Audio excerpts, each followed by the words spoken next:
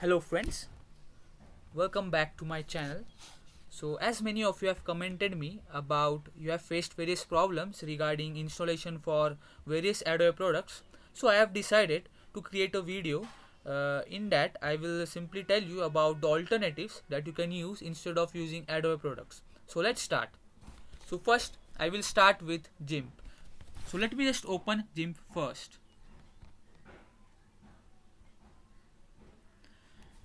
So GIMP is an alternative for Adobe Photoshop.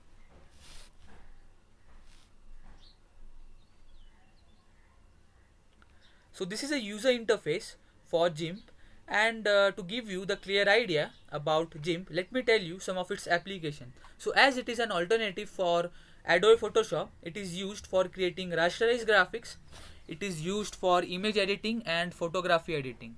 And some of its other application also includes creating brochures, creating posters, creating banners, creating logos for your website or application, and you can also use this tool to create simple animations. So these were some of its application. Now let me just tell you that why you should use GIMP. So the reason is very simple. If you are using Linux, and of course you do not have any option, you have to use GIMP. But if you are using Windows or Mac, that is, if you are a non-Linux user, then GIMP is completely free and open source. So if you have installed GIMP, then you can just import unlimited number of images. You can also edit unlimited number of images. There is no limit for you. And the third reason is that GIMP is easier to learn as compared to Photoshop. So if you are a beginner and you do not have any knowledge for image editing, then you can go for GIMP. You don't have to spend your time learning Photoshop. You can easily go for GIMP, and as GIMP is easier to learn as compared to Photoshop, and also installing GIMP is very easy. So these were some of the reasons that why you should use GIMP instead of Adobe Photoshop. Now let's talk about the file format for GIMP. So as it is used for creating rasterized graphics, so you can import various rasterized graphics file format such as JPEG, PNG, TIFF and GIFs. So secondly, as it is used for creating vector graphics, so you can also import various vector graphics file formats such as SVG. So these were the file formats, and you can also import the file format for Adobe Photoshop. So it simply means that if you have created the image using Adobe Photoshop, you can easily import that with the help of GIMP. Now let's talk about installation for GIMP. So again, I have given command in a description below.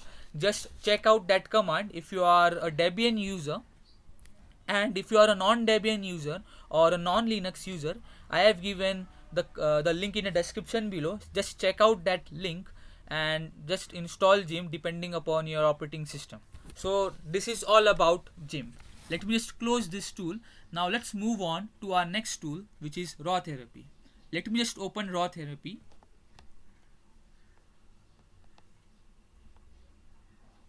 So again, this is an alternative for Adobe Lightroom. So let me tell you some of its application. So this is a user interface for Raw Therapy, and if you talk about its application, as it is an alternative for Lightroom, it is used for image editing, photography editing, it is used for processing raw images. So this is about the application for Raw Therapy. And now let me just tell you that why you should use Raw Therapy. So again, if you are a Linux user, of course you do not have any option, you have to use Raw Therapy or any other alternative. But if you are a Windows or Mac user, as Lightroom is officially available for Windows and Mac, you can install Lightroom. But if you do not want to pay for Adobe products, you can go for Raw Therapy. It is completely free and open source, and if even if you have used Lightroom before, then it's completely fine. You do not have to learn Raw Therapy separately, and even if you have not used, then again it's completely fine. You can easily learn raw therapy, and Lightroom and raw therapy have various similarities in them. So to give you an example, both supports the feature of non-destructive images. Now what is this feature? So it simply means that if you want to perform any changes to your image, you will not perform that changes to the original image. Rather, you will perform to the copy of the original image, so that the original image will not be damaged. So this is a feature which is supported by both of them. So it simply means that both of these softwares are very similar, and also it is very easy to learn raw therapy.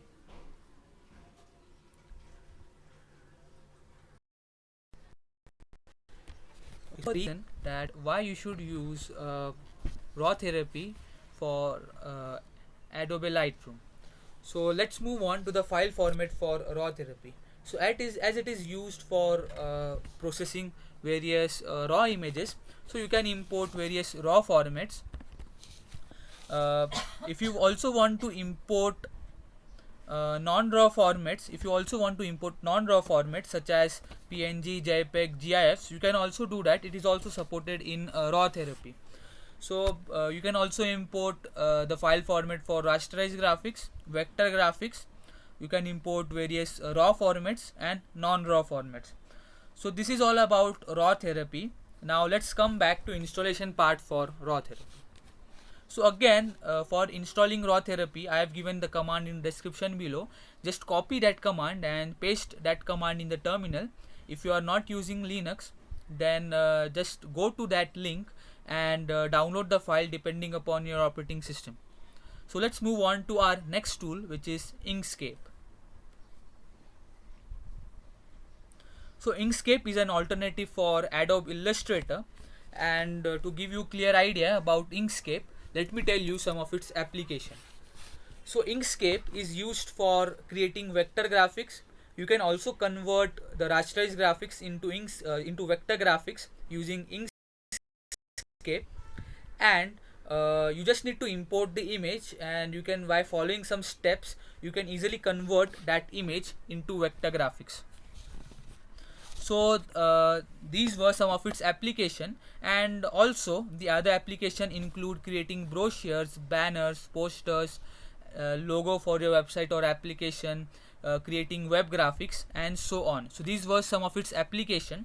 And again, as Inkscape is completely free and easy to use, it is open source, so you can go for Inkscape instead of using Adobe Illustrator. And the other reason that you should use Inkscape is because of its compatibility with Adobe Illustrator. So by compatibility, I simply mean that whatever the image that you have created in Adobe Illustrator can be accessed in Inkscape, and also whatever the image that you have created in Inkscape can be accessed in Adobe Illustrator. So it simply means that the AI file format, which is the file format of Adobe Illustrator, can be accessed in Inkscape, and the file format for Inkscape, which is SVG, can be accessed in Adobe Illustrator. So these are the few reasons that why you should use Inkscape. First of all, it is completely free and open source. It is compatible with Adobe Illustrator. So let's come back to the file format for Inkscape. So as I have already mentioned, it is used for creating vector graphics. You can import the file format for vector graphics, and as it is a conversion software, you can also import the file format for rasterized graphics such as JPEG, PNG, TIFF, and GIFs. And as it is an alternative for Adobe Illustrator, you can import the AI file format, and you can also import the SVG file format, which is the file format for Inkscape in Adobe Illustrator. So this is all about the file format for Inkscape. Now let's come back to the installation part for Inkscape. So again, I have given command in the description below. Just check out that command and install Inkscape in your system.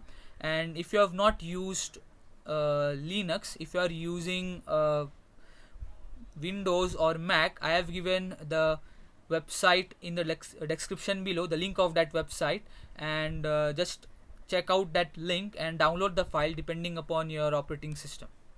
So this is all about Inkscape. Now let's move on to our next tool, which is Scribus.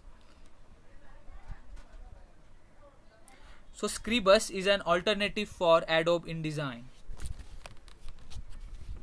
So it is a desktop publishing app, and as it is an alternative for Adobe InDesign, you can create brochures, banners, posters, logos. You can create wedding cards, you can create business cards, and anything related to this you can create with the help of Scribus. And if you talk about the file format for Scribus, so it supports the file format for rasterized graphics, it supports the file format for vector graphics, such as the file format for Adobe Illustrator and SVG file format, and also the file format for rasterized graphics, which are JPEG, PNG, GIFs, and also it supports the file format for Adobe Photoshop. So these are the file format for Scribus that it supports. So again, Scribus is completely free and open source, and it is very easy to use. You can easily learn this tool from various internet sources. So this is all about Scribus, and again, installing Scribus is very easy. I have given the command in the description below. Just check out that command, and also the link of the website of Scribus.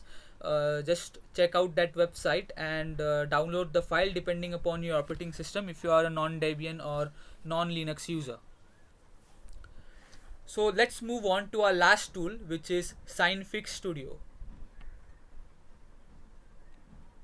So if you talk about SignFix Studio, it is an alternative for Adobe Animate.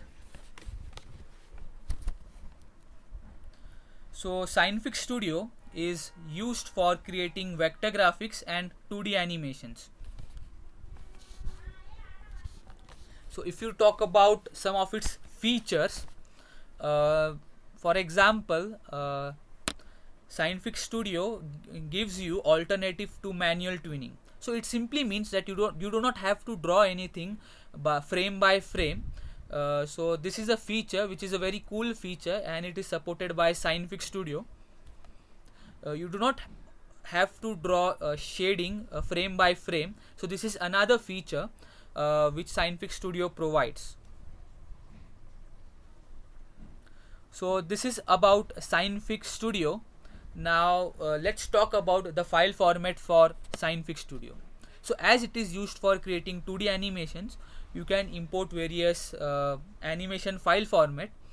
It is also used for creating vector graphics, so you can import SVG file format in SignFix Studio, and you can also import various video file formats such as AVI, Theora, and so on. You can also import MPEG file format, which is the video file format in SignFix Studio. So these are the file format for SignFix Studio.